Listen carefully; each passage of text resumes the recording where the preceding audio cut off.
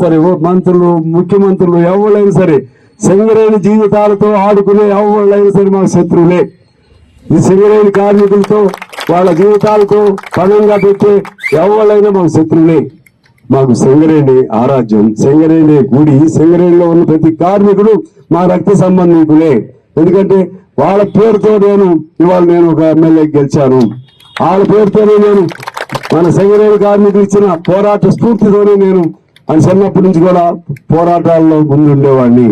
చిన్నప్పటి నుంచి కూడా నన్ను ఎన్నిసార్లు ఎన్కౌంటర్లు చేసేవాళ్ళు. ఇప్పుడే నక్సలైట్లు ఎన్కౌంటర్లు అంటున్నారు కదా, ఆ రోజుల్లో నన్నే చేసేవాళ్ళు. సింగరేణి లేకపోతే నన్ను లోపల పెట్టి అక్కడ పెట్టేవాళ్ళు కూడా తెలిసేది కాదు. పోలీసులు ఎక్కడో పెడితే బావులన్నీ బంద్ చేసి తెల్లారిపాటికి వచ్చి ముట్టలు చేసేవాళ్ళు.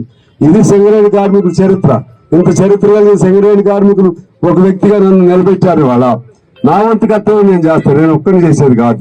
అందరం కలుద్దాం, భవిష్యత్తు మార్గం నిర్దేశించుకుందాం, రూపొందించుకుందాం, సింగరేణిని ముందుకు తీసుకెళ్దాం. అదే మన కొమరయ్య గారికి మన అందరికీ నివాళని చెప్పి తెలియజేస్తూ, రేపు జరిగే సింగరేణి మన స్ట్రైక్ జరుగుతుందా, స్ట్రైక్ ముందే ఒప్పందం జరుగుతుందో నాకు తెలియదు. ఒకవేళ స్ట్రైక్ అంటూ జరిగితే స్ట్రైక్ విజయవంతం అయ్యే వరకు కూడా ఇతర యూనియన్లు కూడా మాట్లాడండి, వాళ్ళు కూడా కలుపుకుందాం. కలుపుకుని కార్మికుడికి మన పెద్దలు సంపాదించినటువంటి మెడికల్ ఇన్వాలిడేషన్ అంటే డిపెండెంట్ ఎంప్లాయ్మెంట్ ఎట్టి పరిస్థితి పోయే సమస్య లేదు, పోకూడదు. అదే సమయంలో ఇంకా సొంత ఇల్లు లేనివాడు ఎవడన్నా ఉన్నాడంటే, అనాథలాగా ఉండేవాళ్ళు ఎవరైనా ఉంటే సింగరేణి. అదేవిధంగా ఉన్న ఇల్లును కూడా నిర్దాక్షిణ్యంగా కూల్చిపారేస్తారు. ఇదేమి ఆనందమో కానీ నాకు తెలియదు. వాడు పేదాడు అందులో బతుకుతుంటే వీడు ఎప్పుడు అట్లా కాలు బయటికి పెడితే చాలు, రేకు ఆ ఇంటి పైన రేకు కదిలితే చాలు, ఆ రేకు వేసుకుందామని ప్రయత్నం చేస్తే చాలు, బుల్డోజర్ పెట్టి దాన్ని కూల్చేస్తున్నారు. వీడి మానవత్వం ఉందా, మంచి గుణం ఉందా, రాక్షస గుణం ఉందా, నాకేం అర్థం కావట్లేదు. అందువల్ల ఇటువంటి కొన్ని సమస్యలు ఉన్నాయి.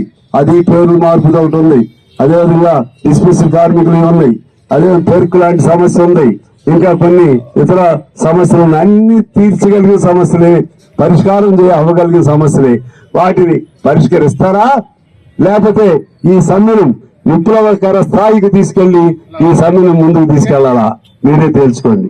ఆయన ఎవరు అన్నట్టుగా ఈ ఆఫీసును పాల్గొడదాం, దీన్ని తగలబెడదాం, అయ్యి అవసరం లేదు. మన ఆఫీసే, సింగరేణి ఆఫీసు మనదే, సింగరేణి హెడ్ ఆఫీస్ మనదే. మన కష్టంతో, మన కార్మికుల కష్టంతో నిర్మించుకున్నది. అటువంటి భాష మనకు వద్దు. పోరాటం చేద్దాం, సమరశీల పోరాటాలు చేద్దాం, శాంతియుతంగా పోరాటాలు చేద్దాం, అహింసాయుతంగా పోరాటం చేద్దాం, హక్కులు సాధించుకుందాం అని చెప్పి తెలియజేస్తూ, మీరు ధైర్యంగా ఉండాలి. ఒక్క అడుగు కూడా వెనక్కి వేయటానికి వీలు లేదు. ఎన్ని ఇబ్బందులు వచ్చినా, ఎన్ని మనస్పర్ధలు ఉన్నా సరే జెండా పట్టి రోడ్డు మీదకి వచ్చామంటే ఎర్ర జెండా బిడ్డలు మనందరం అని చెప్పి తెలియజేస్తూ, మీ అందరికీ మరొకసారి హృదయపూర్వక నమస్కారం. సరే మంత్రులు ముఖ్యమంత్రులు ఎవరైనా సరే సింగరేణి జీవితాలతో ఆడుకునే ఎవరైనా సరే మాకు శత్రువులే. ఈ సింగరేణి కార్మికులతో వాళ్ళ జీవితాలతో పణంగా పెట్టే ఎవరైనా మాకు శత్రువులే. మాకు సింగరేణి ఆరాధ్యం, సింగరేణి గుడి, సింగరేణిలో ఉన్న ప్రతి కార్మికుడు మా రక్త సంబంధికులే. ఎందుకంటే వాళ్ళ పేరుతో ఇవాళ నేను ఒక ఎమ్మెల్యేకి గెలిచాను. వాళ్ళ పేరుతోనే నేను మన సింగరేణి కార్మికులు ఇచ్చిన పోరాట స్ఫూర్తితోనే నేను అని చిన్నప్పటి నుంచి కూడా పోరాటాల్లో ముందుండేవాడిని. చిన్నప్పటి నుంచి కూడా నన్ను ఎన్నిసార్లు ఎన్కౌంటర్లు చేసేవాళ్ళు. ఇప్పుడే నక్సలైట్లు ఎన్కౌంటర్లు అంటున్నారు కదా, ఆ రోజుల్లో నన్నే చేసేవాళ్ళు. సింగరేణి లేకపోతే నన్ను లోపల పెట్టి అక్కడ పెట్టేవాళ్ళు కూడా తెలిసేది కాదు. పోలీసులు ఎక్కడో పెడితే బావులన్నీ బంద్ చేసి తెల్లారిపాటికి వచ్చి ముట్టలు చేసేవాళ్ళు. ఇది సింగరేణి కార్మికుల చరిత్ర. ఇంత చరిత్ర కలిగిన సింగరేణి కార్మికులు ఒక వ్యక్తిగా నన్ను నిలబెట్టారు. వాళ్ళ నా వంతు కర్తవ్యం నేను చేస్తాను, నేను ఒక్కరిని చేసేది కాదు. అందరం కలుద్దాం, భవిష్యత్తు మార్గం నిర్దేశించుకుందాం, రూపొందించుకుందాం, సింగరేణిని ముందుకు తీసుకెళ్దాం. అదే మన కొమరయ్య గారికి మన అందరికీ నివాళని చెప్పి తెలియజేస్తూ, రేపు జరిగే సింగరేణి మన స్ట్రైక్ జరుగుతుందా, స్ట్రైక్ ముందే ఒప్పందం జరుగుతుందో నాకు తెలియదు. ఒకవేళ స్ట్రైక్ అంటూ జరిగితే స్ట్రైక్ విజయవంతం అయ్యే వరకు కూడా ఇతర యూనియన్లు కూడా మాట్లాడండి, వాళ్ళు కూడా కలుపుకుందాం. కలుపుకుని కార్మికుడికి మన పెద్దలు సంపాదించినటువంటి మెడికల్ ఇన్వాలిడేషన్ అంటే డిపెండెంట్ ఎంప్లాయ్మెంట్ ఎట్టి పరిస్థితి పోయే సమస్య లేదు, పోకూడదు. అదే సమయంలో ఇంకా సొంత ఇల్లు లేనివాడు ఎవడన్నా ఉన్నాడంటే, అనాథలాగా ఉండేవాళ్ళు ఎవరైనా ఉంటే సింగరేణి. అదేవిధంగా ఉన్న ఇల్లును కూడా నిర్దాక్షిణ్యంగా కూల్చిపారేస్తారు. ఇదేమి ఆనందమో కానీ నాకు తెలియదు. వాడు పేదాడు అందులో బతుకుతుంటే వీడు ఎప్పుడు అట్లా కాలు బయటికి పెడితే చాలు, రేకు ఆ ఇంటి పైన రేకు కదిలితే చాలు, ఆ రేకు వేసుకుందామని ప్రయత్నం చేస్తే చాలు, బుల్డోజర్ పెట్టి దాన్ని కూల్చేస్తున్నారు. ఇది మానవత్వం ఉందా, మంచి గుణం ఉందా, రాక్షస గుణం ఉందా, నాకేం అర్థం కావట్లేదు. అందువల్ల ఇటువంటి కొన్ని సమస్యలు ఉన్నాయి. అది పేర్లు మార్పు ఒకటి ఉంది, అదేవిధంగా డిస్మిస్ కార్మికులు ఉన్నాయి, అదే పెరుకు లాంటి సమస్య ఉంది, ఇంకా కొన్ని ఇతర సమస్యలు ఉన్నాయి. అన్ని తీర్చగలిగిన సమస్యలే, పరిష్కారం అవ్వగలిగిన సమస్యలే.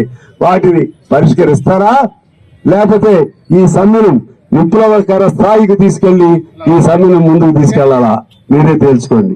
ఆయన ఎవరు అన్నట్టుగా ఈ ఆఫీసులు పాల్గొడదాం, దీన్ని తగలబెడదాం, అవి అవసరం లేదు. మన ఆఫీసే, సింగరేణి ఆఫీసు మనదే, సింగరేణి హెడ్ ఆఫీస్ మనదే. మన కష్టంతో, మన కార్మికుల కష్టంతో నిర్మించుకున్నది. అటువంటి భాష మనకు వద్దు. పోరాటం చేద్దాం, సమరశీల పోరాటాలు చేద్దాం, శాంతియుతంగా పోరాటాలు చేద్దాం, అహింసాయుతంగా పోరాటం చేద్దాం, హక్కులు సాధించుకుందామని చెప్పి తెలియజేస్తూ మీరు ధైర్యంగా ఉండాలి. ఒక్క అడుగు కూడా వెనక్కి వేయటానికి వీలు లేదు.